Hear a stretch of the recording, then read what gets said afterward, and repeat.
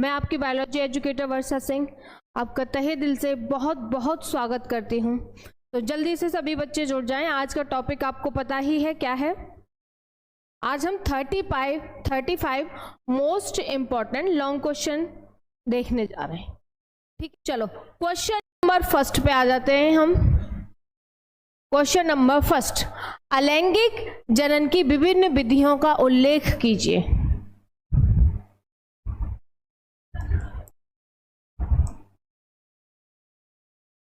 अलैंगिक जनन की विभिन्न विधियों का उल्लेख कीजिए। विधियों का उल्लेख कीजिए।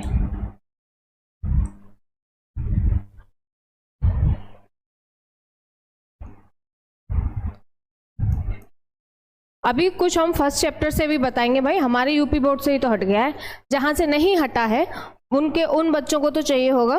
नेक्स्ट क्वेश्चन है, कायिक प्रवर्धन की प्राकृतिक विधियों का उल्लेख।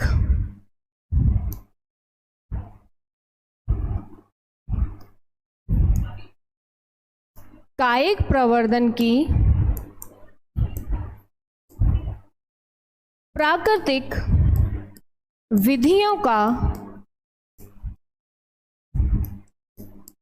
का उल्लेख कीजिए या उल्लेख कीजिए। मैं पूरा नहीं लिख रही हूं, ठीक है, उल्लेख कीजिए होगा। क्वेश्चन नंबर थर्ड पे आ जाते हैं। क्वेश्चन नंबर थर्ड, देखो मैं फिर से बता दे रही हूँ, चैप्टर नंबर फर्स्ट से चल रहे हैं हम। यूपी बोर्ड से हमारे से हट गया है, बाकी जहां से नहीं हटा है उन बच्चों को तो चाहिए होगा ना भाई। वो बात अलग है कि बच्चे खुद सीरियस नहीं है, अभी तक क्लास में अपनी प्रेजेंस नहीं दिखाई है। नेक्स्ट क्वेश्चन है, माइक्रो प्रोपेगेशन को समझाइए। नेक्स्ट क्वेश्चन है हमारा, माइक्रो प्रोपेगेशन को समझाइए। ठीक है, माइक्रो प्रोपेगेशन को समझाइए। फर्स्ट चैप्टर के हो गए हमारे क्वेश्चन। अब आ जाते हैं हम सेकंड चैप्टर पे। नेक्स्ट है हमारा द्विनिषेचन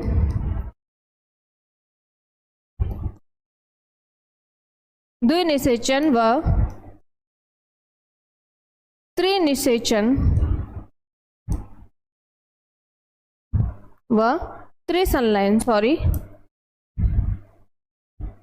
द्विनिषेचन व त्रिसंलयन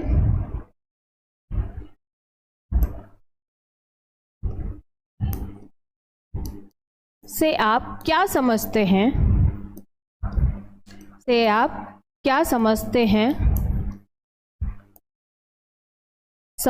वर्णन कीजिए।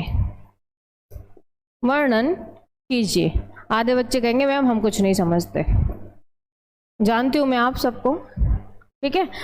द्विनिषेचन व त्रिसंलयन से आप क्या समझते हैं, वर्णन कीजिए। ये हमारा भी फोर्थ क्वेश्चन हुए हैं। 1 2 3 5 1 2 3 4, ठीक है। हाँ भाई, ऐसे कुछ बच्चे हैं जैसे मैंने लिखा है, त्रिसंलयन से आप क्या समझते हैं? मैम हम कुछ नहीं समझते, जो कुछ समझना है आप ही समझ लो। मोस्ट इंपॉर्टेंट लॉन्ग क्वेश्चन बताए जा रहे हैं आपको। ओवरऑल जो आपके 16 चैप्टर हैं उसमें से जो आपके बोर्ड के एग्जाम के पर्पज से काफी आपको हेल्प करेंगे। चलो नेक्स्ट क्वेश्चन की तरफ बढ़ते हैं फिर।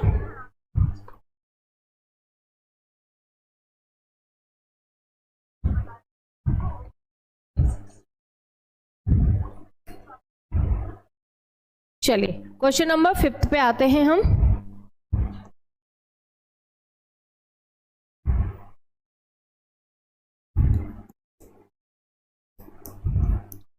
भ्रूणपोष से आप क्या समझते हैं? या भ्रूणपोष को समझाइए, फिर आप कहोगे मैम हम कुछ नहीं समझते। भ्रूणपोष को समझाइए, ठीक है। भ्रूणपोष को समझाइए तथा इसके क्या हैं, विभिन्न चरण।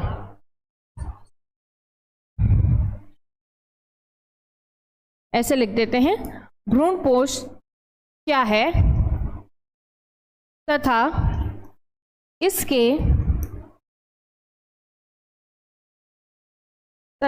विभिन्न चरणों को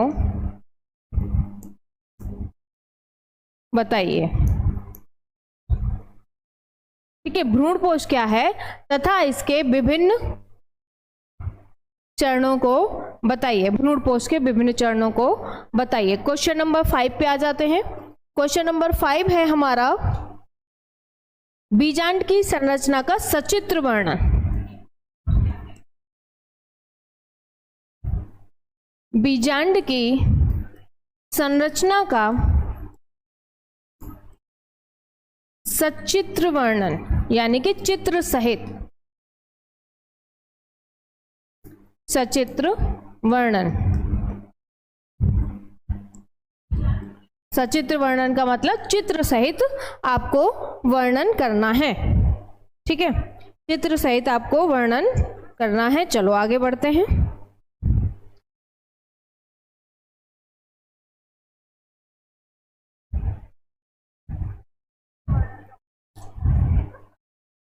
चलिए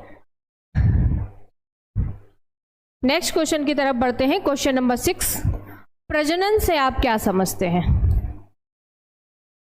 प्रजनन से आप क्या समझते हैं? क्या समझते हैं? भाई ये जो एग्जाम में पूछता है ना क्या समझते हैं, तो वो आपकी भाषा में पूछना चाहता है कि आप क्या समझते हो। वो समझते भी हो उस क्वेश्चन के बारे में या नहीं समझते। ठीक है, और इसी में क्वेश्चन है, मानव में नर जनन तंत्र, मानव में नर जनन तंत्र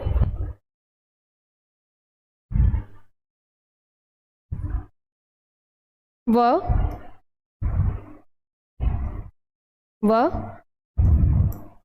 मादा जनन तंत्र का संक्षिप्त वर्णन कीजिए।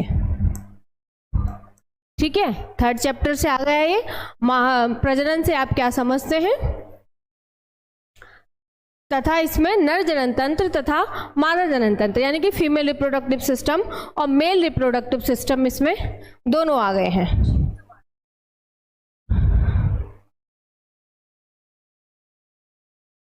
अभी पता है क्या है, जब आप लोगों को कुछ बताया जाता है तब आप लोग सीरियस नहीं रहते हो, जब नहीं बताया जाता तब पूछते हो। यहाँ पर शुक्र जनन,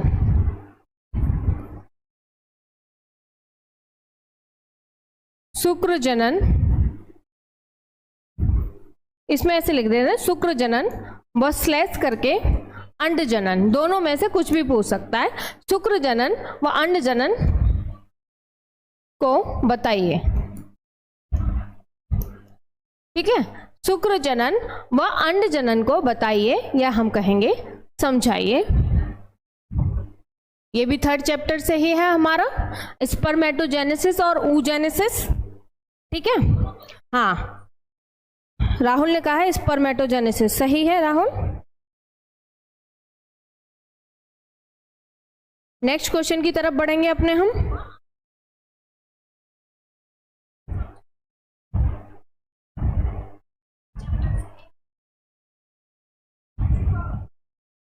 नेक्स्ट क्वेश्चन है हमारा, हाँ कल भी मैंने ये तो आपको शायद मैंने कल या परसों में ही बताया था। बंध्य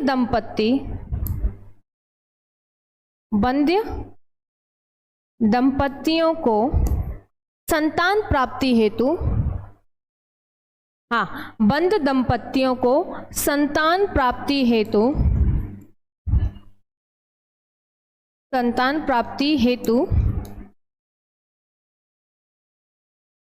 सहायक जनन प्रौद्योगिकी को समझाइए।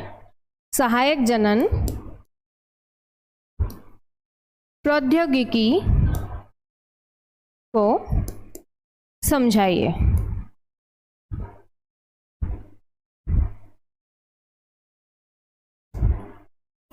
ठीक है, बंध दंपतियों को संतान प्राप्ति हेतु सहायक जनन बंध दंपतियों में,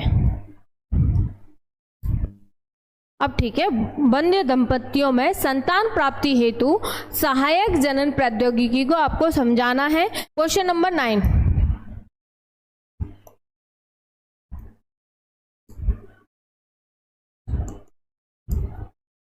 जनसंख्या विस्फोट व निवारण पर निबंध लिखिए। वह निवारण पर निबंध लिखिए। निबंध का मतलब यहाँ पर मतलब आपको जनसंख्या विस्फोट के बारे में बताना है, फिर उससे उसका निवारण हम कैसे कर सकते हैं। मेंडल के नियमों को समझाइए।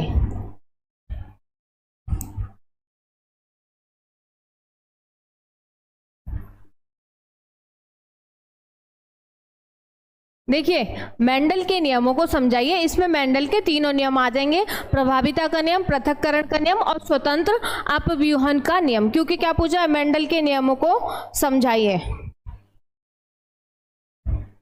ठीक है, इसमें तीनों नियम आ जाएंगे मेंडल के, और उन्हीं तीनों नियमों में बहुत सारा कुछ आ जाएगा।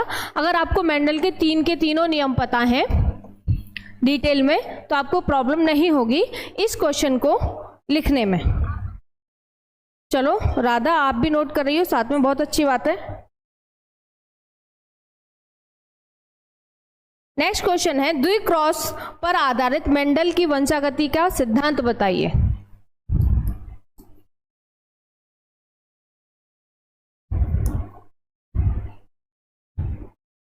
द्विक्रॉस पर आधारित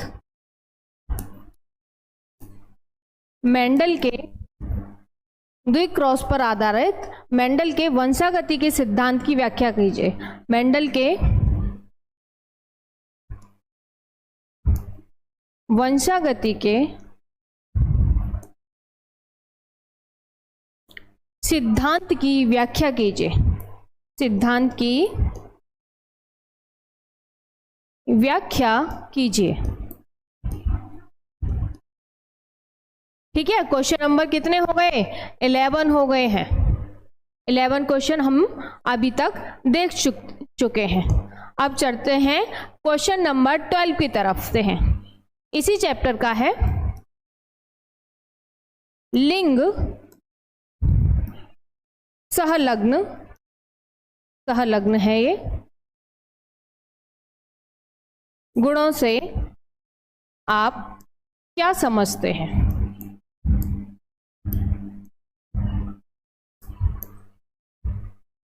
ठीक है, लिंग सहलग्न यानी कि सेक्स लिंकेज बोलेंगे इसको, इंग्लिश में क्या बोलेंगे?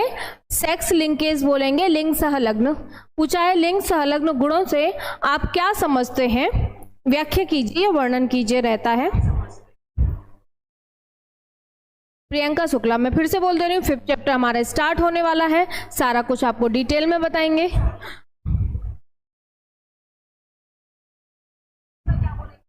ठीक है प्रियंका, टेंशन वाली कोई बात नहीं है। अभी आप लोग क्या कीजिए, जो हम आपको इंपॉर्टेंट क्वेश्चन बता रहे हैं वो नोट डाउन कीजिए। नेक्स्ट क्वेश्चन है हमारा, डीएनए की संरचना का डीएनए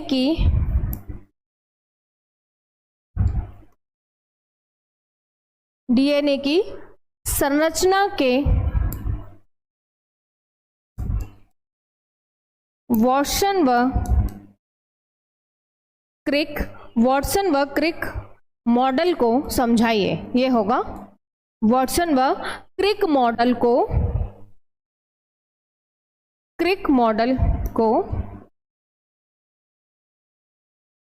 अच्छा इतना ही है भाई, थोड़ा सा छोटा कर लेते हैं बस। हाँ, क्रिक मॉडल को चित्र सहित समझाइए। चित्र सहित समझाइए। अब इसमें आपको वॉटसन तथा क्रिक ने जो डीएनए का डबल हेलिकल स्ट्रक्चर दिया था वो आपको यहाँ पर उसका डायग्राम बनाते हुए डिटेल में उसको क्या समझते हैं। यह हम ये कह सकते हैं, इसके प्रकारों का वर्णन कीजिए। इसके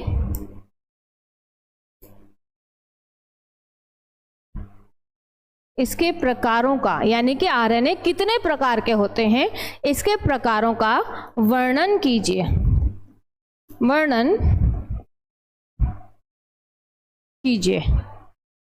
ठीक है, आरएनए से आप क्या समझते हैं, आरएनए का डेफिनेशन बताना है, फिर आरएनए कितने प्रकार के होते हैं वो बताना है आपको। TRNA, mRNA, rRNA, ribosomal RNA, messenger RNA और टीआरएनए। टीआरएनए को हम क्लोवर लीफ मॉडल भी कहते हैं, जिसको किसने दिया था, फ्रांसिस क्रिक ने दिया था।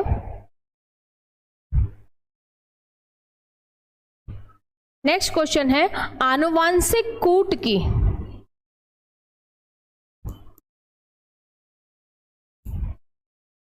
आनुवांशिक कूट, यानी कि जेनेटिक क्या आएगा, जेनेटिक कोड। हाँ, इसको आनुवांशिक कूट को इंग्लिश में क्या कहेंगे, जेनेटिक कूट कहेंगे। आनुवांशिक कूट हिंदी में लिखा है आनुवांशिक कूट और इंग्लिश में कहेंगे जेनेटिक कोडॉन कहेंगे, सॉरी। आनुवांशिक कूट की व्याख्या कीजिए,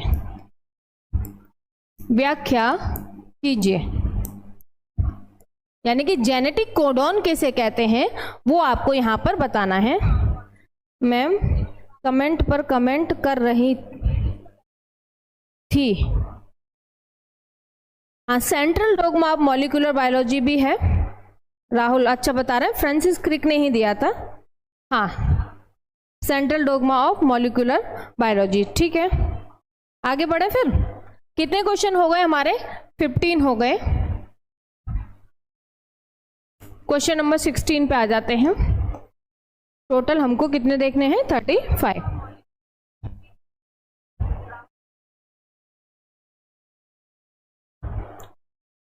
सिद्धि क्विज बॉय, एक तो आप पता नहीं कैसे कैसे तो नाम रखते हो अपने।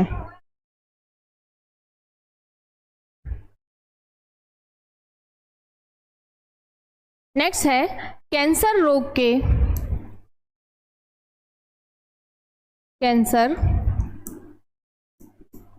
के कारक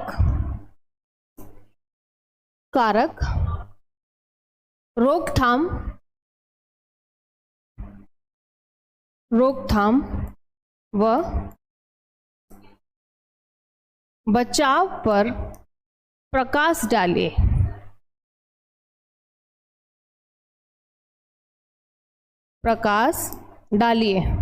अब ये जो जोक आता है ना, प्रकाश डालिए टॉर्च बना के, वो वाला प्रकाश मत डाल देना, ठीक है।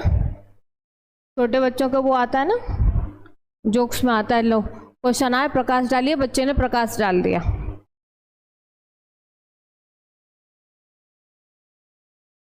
मोटिवेशनल लाइन, भाई मैं आपका जवाब दे दूं, मैं आपके कमेंट के लिए ऐसे तैयार बैठी रहूं। मुझे 35 क्वेश्चन बताने हैं जो कि अभी के लिए आपके लिए इंपॉर्टेंट है, उस चीज पे ध्यान दीजिए आप लोग।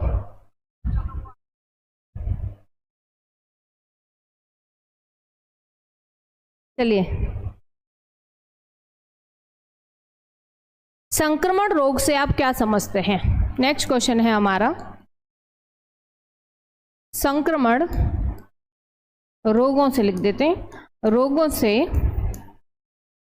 आप क्या समझते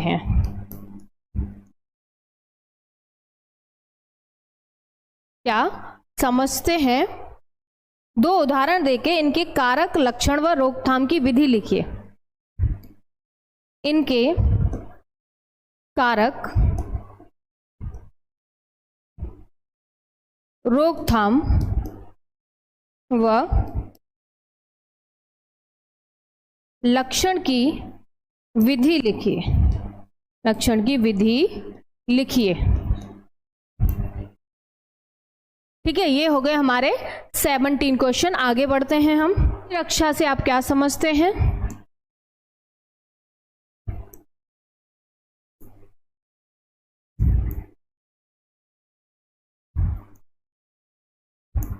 प्रतिरक्षा से आप क्या समझते हैं?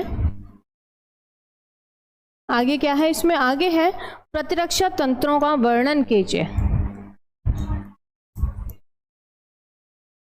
प्रतिरक्षा तंत्रों का वर्णन कीजिए। वर्णन कीजिए।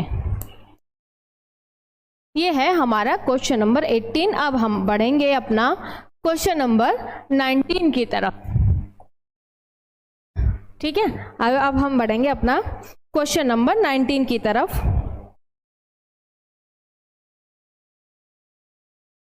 आप लोग ऐसे ही करते हो, जब आपको, ये मैं बहुत पहले भी बोल चुकी हूँ, जब बताया जाता है इम्पोर्टेंट तब आपका बिल्कुल ध्यान नहीं रहता, जब नहीं बताया जाता तब पूरा ध्यान आपको उसी चीज़ पे रहता है कि मैम इम्पोर्टेंट क्वेश्चन लिखवा दीजिए, मैम इम्पोर्टेंट चैप्टर बता दीजिए, इम्पोर्टेंट टॉपिक बता दीजिए।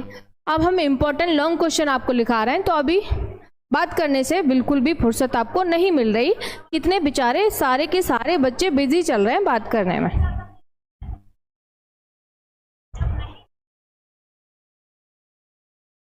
नेक्स्ट क्वेश्चन है हमारा बायोगैस।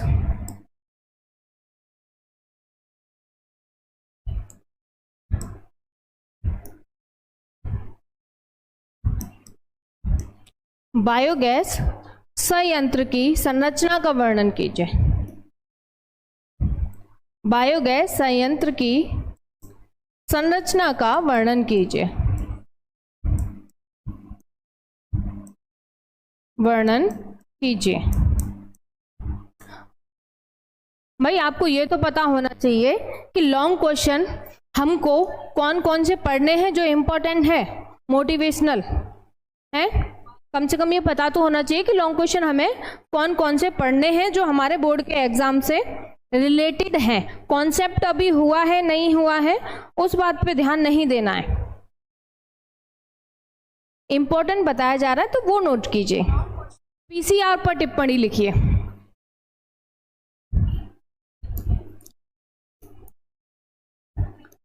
पीसीआर पर टिप्पणी लिखिए।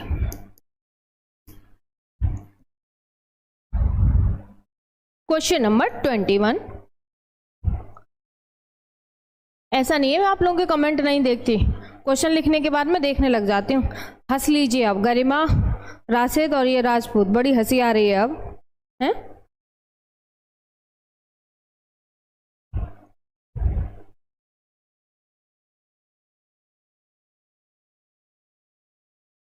सादाब सिद्दीकी, धन्यवाद, शुक्रिया बहुत बहुत आपका। डेली क्लास होती है रौनक, ऐसी बात नहीं है, ठीक है, हमारी क्लास डेली होती है, ठीक है। नेक्स्ट क्वेश्चन की तरफ बढ़े। प्लाज्मिड वेक्टर पर टिप्पणी लिखिए। प्लाज्मिड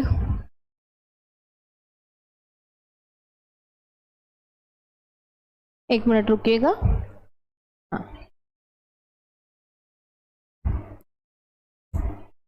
प्लाज्मिड वेक्टर पर टिप्पणी लिखिए।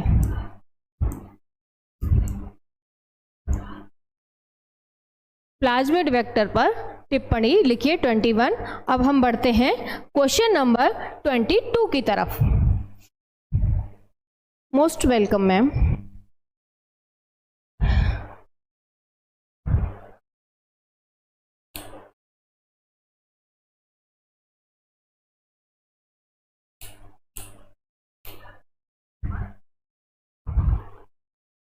चलिए नेक्स्ट क्वेश्चन है, बीटी फसल। बीटी फसल से आप क्या समझते हैं?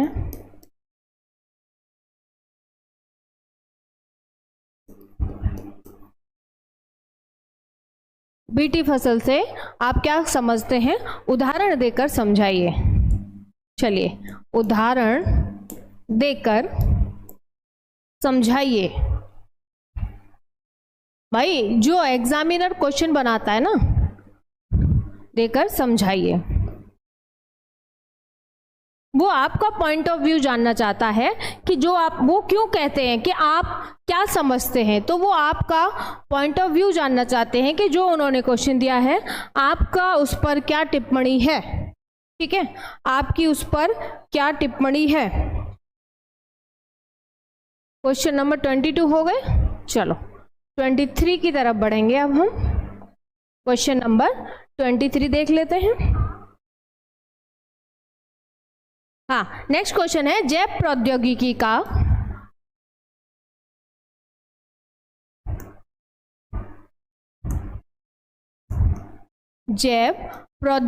का मानव जीवन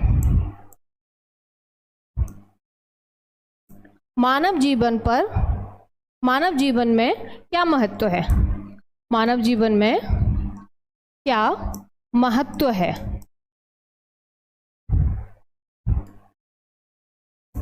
यानी कि बायोटेक्नोलॉजी पूछा है। जैव प्रौद्योगिकी बायोटेक्नोलॉजी को ही कहते हैं कि बायोटेक्नोलॉजी का मानव के जीवन में क्या महत्व है, ये आपको बताना है।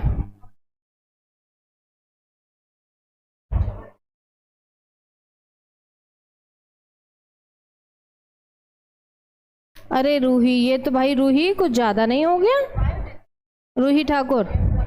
चलो नेक्स्ट है जीन चिकित्सा से क्या अभिप्राय है। जीन चिकित्सा से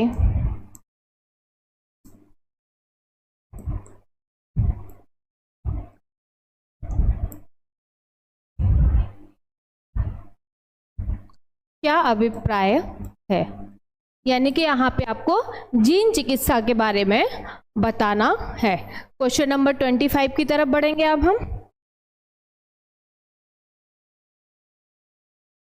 प्रीति राय कह रही है मैम कौन से चैप्टर के क्वेश्चन बता रही हो। प्रीति, हम पूरे सिलेबस के मोस्ट इम्पॉर्टेंट लॉन्ग क्वेश्चन बता रहे हैं जो आपके एग्जाम में आपकी बहुत ज़्यादा हेल्प करेंगे। ठीक है प्रीति।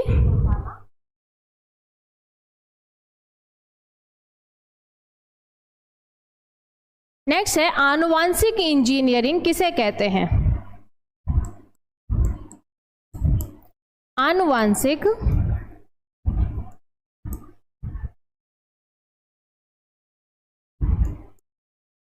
आनुवांशिक इंजीनियरिंग किसे कहते हैं। वर्णन कीजिए। ठीक है, आनुवांशिक इंजीनियरिंग किसे कहते हैं, वर्णन कीजिए। क्वेश्चन नंबर 26 की तरफ बढ़ेंगे अब हम। प्रीति बता दिया है, आप पूछ रही थी कौन कौन से चैप्टर के क्वेश्चन करा रहे हैं। तो हम टोटल आपका जो सिलेबस है 15-16 चैप्टर का, उसके हम सारे पूरे चैप्टर के, मतलब टोटल जो आपका सिलेबस है बायो का, सारे सिलेबस में आपके मोस्ट इंपॉर्टेंट लॉन्ग क्वेश्चन बताए जा रहे हैं, जिससे आप बोर्ड के एग्जाम में अच्छे से अच्छा स्कोर कर सकते हो। देखो भाई, आज मैंने लाइक शेयर के लिए नहीं बोला है, तो आप लोग बिना कहे भी लाइक शेयर कर दिया करो। ठीक है, बिना कहे भी लाइक शेयर कर दिया करो। नेक्स्ट क्वेश्चन है कीस्टोन प्रजातियों या कहेंगे हम जातियों पर टिप्पणी लिखिए। जातियों पर टिप्पणी लिखिए। कीस्टोन प्रजाति या कहेंगे जातियों पर टिप्पणी लिखिए। क्वेश्चन नंबर 26 था हमारा। अब हम देखेंगे क्वेश्चन नंबर हमारा 27। परिच्छेदिका पर टिप्पणी लिखिए, यानी कि सॉइल प्रोफाइल। मैं इंग्लिश में लिख देती हूँ यहाँ पर, सॉइल प्रोफाइल। हिंदी में लिखा है परिच्छेदिका।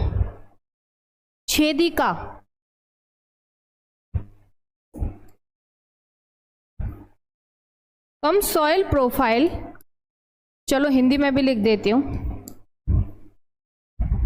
मृदा एक बार फिर से देखूंगी मैं,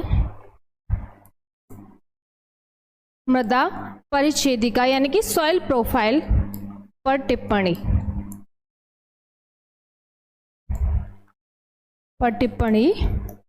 कीजिए। ठीक है, सॉइल प्रोफाइल पर आपको टिप्पणी करनी है। क्वेश्चन कितने हो गए हमारे? 27 हो चुके हैं। से क्या समझते हैं इसकी उपयोगिता बताइए। ठीक है, ये था हमारा क्वेश्चन नंबर 28। अब बढ़ेंगे हम अपना क्वेश्चन नंबर 29 की तरफ। मैम कितने टिप्पणी पूछी जाती हैं? मोटिवेशनल लाइन इतना ज़्यादा लर्न करना होगा। देखो आप शायद समझे नहीं, मैंने क्या बोला है कि ओवरऑल जो आपका बायो का सिलेबस है, ओवरऑल जो आपका बायो का सिलेबस है 15 और 16 चैप्टर, हम फर्स्ट से लेकर 16 चैप्टर तक जो आपके इम्पोर्टेंट लॉन्ग क्वेश्चन है वो बता रहे हैं। भाई इतना तो आपको करना ही पड़ेगा। अब आप एक चैप्टर से 2-2, 3-3 लॉन्ग क्वेश्चन नहीं याद करोगे तो फिर क्या याद करोगे बताओ? आप खुद सोच के देखिए, एक चैप्टर से आप 2 या 3 लॉन्ग क्वेश्चन तो आराम से आपको करने ही पड़ेंगे भाई। ठीक है, नेक्स्ट है टाइगर प्रोजेक्ट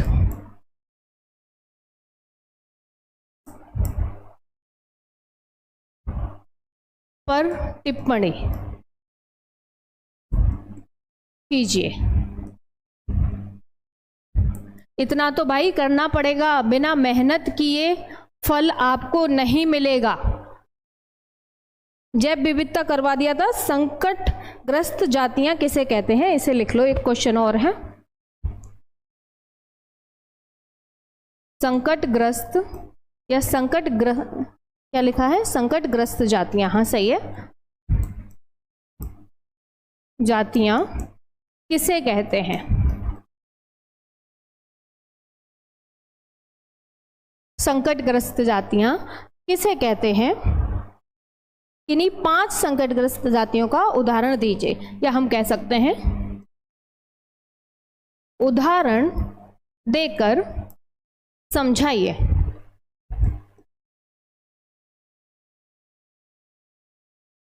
ठीक है, उदाहरण देकर समझाइए संकटग्रस्त जातियों के बारे में। क्वेश्चन नंबर 31 पे आ जाते हैं।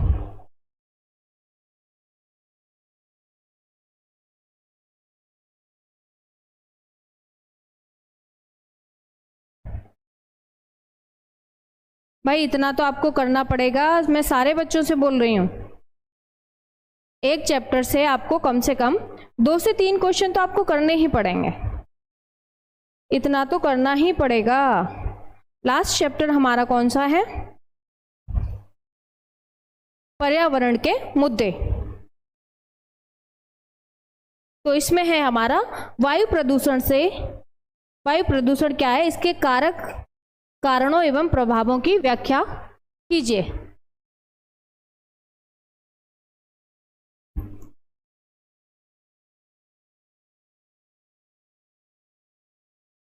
वायु प्रदूषण क्या है, इसके कारण क्या है, घरेलू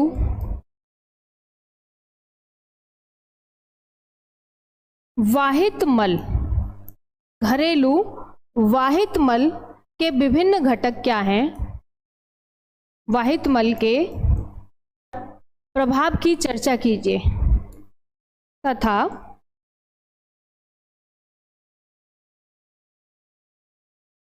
वाहित मल का क्या है, तथा वाहित मल के नदी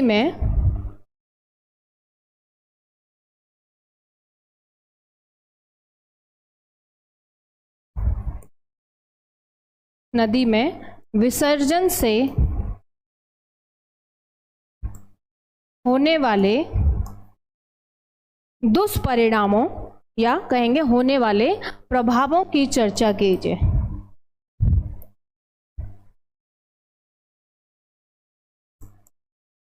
प्रभावों की चर्चा कीजिए।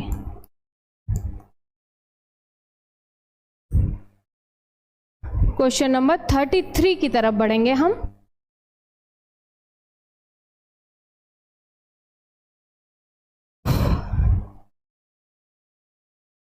नेटवर्क इशू इतना है हमारे यहाँ।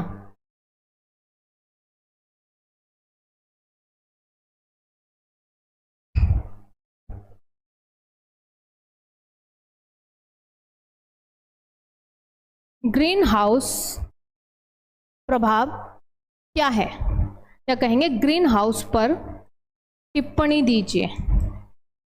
टिप्पणी दीजिए। ऐसे क्वेश्चन भाई बहुत पूछे जाते हैं, ठीक है। ऐसे क्वेश्चन बहुत ज़्यादा पूछे जाते हैं, जैसे ये घरेलू वाहितमल हुआ, इस टाइप के जो क्वेश्चन हैं वो काफ़ी किए जाते हैं।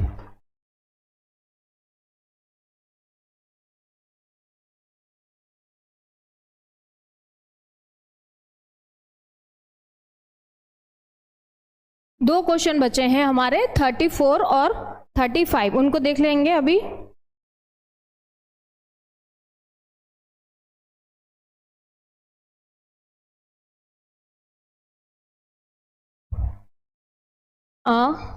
ये हम पीछे चैप्टर से कर ले रहे हैं।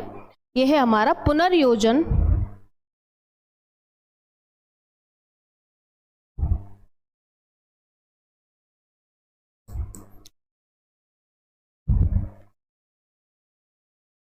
पुनर्योजन या कहेंगे पुनर्योगस डीएनए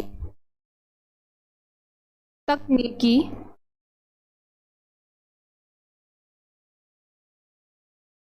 का संक्षिप्त वर्णन। संक्षिप्त वर्णन। अब जो हमारा लास्ट क्वेश्चन है, क्वेश्चन नंबर 35, उसको देख लेंगे। ये भाई आप एक इन्वायरमेंट से ले लीजिए, इन्वायरमेंटल साइंस से। जो आपका इन्वायरमेंट वाला चैप्टर है, इन्वायरमेंटल साइंस से भी जो आपका दे रखा है पर्यावरण के मुद्दे वगैरह, वहां से एक हम लास्ट क्वेश्चन ले लेंगे।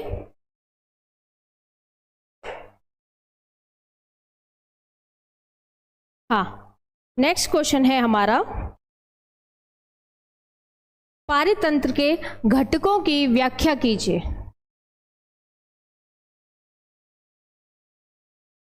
पारितंत्र के